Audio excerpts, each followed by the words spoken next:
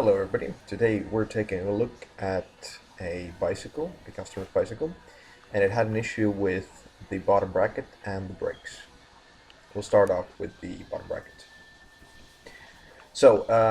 Here you can see the non-drive side of the bottom bracket, and I'm taking off the dust cap for the bolt first. And next task is to take the 14 millimeter socket wrench and to loosen the bolt. I'm just gonna fast forward here.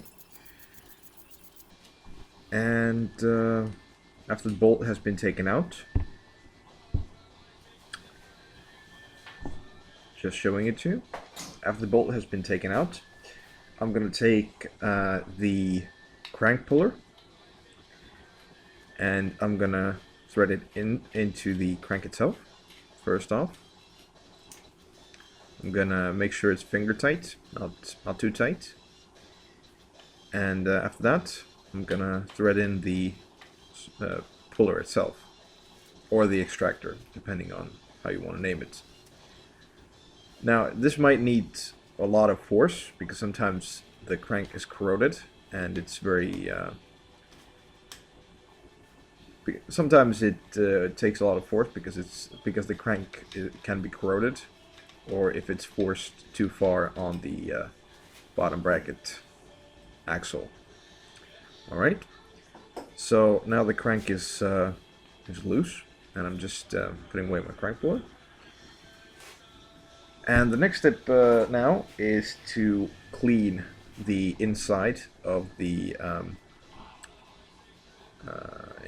crank to make sure that when we put the crank back on the bottom bracket, it's going to be nice and clean, and and there's not going to be any dust or sand in it, because having that inside will help destroy the cranks and the bottom bracket in a while. All right.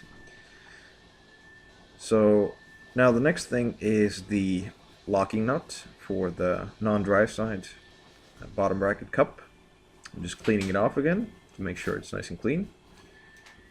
And now I'm going to clean off the bottom bracket itself, because some of these bicycles ride for several years before they come back into service, because people avoid it for some reason. They can get really dirty. So always try to clean your bicycle, or if you work in a shop, clean your customer's bicycle as much as possible. All right.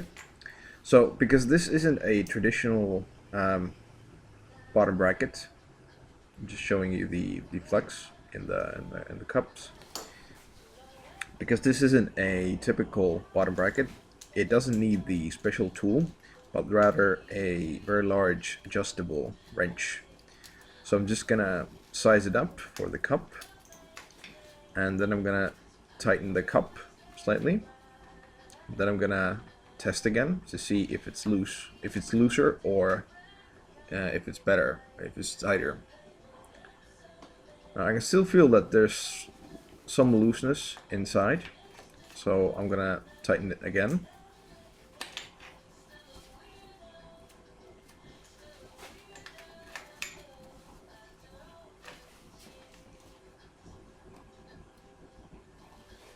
Now I'm testing again to make sure if it's nice and tight.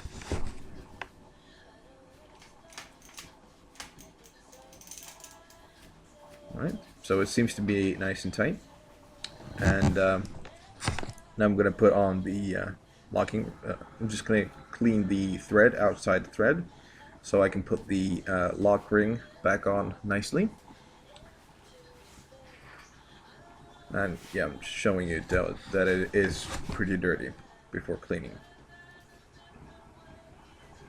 So I'm putting the lock ring back on, and unfortunately I didn't record it, but I actually tightened it afterwards with a special tool as well. Alright.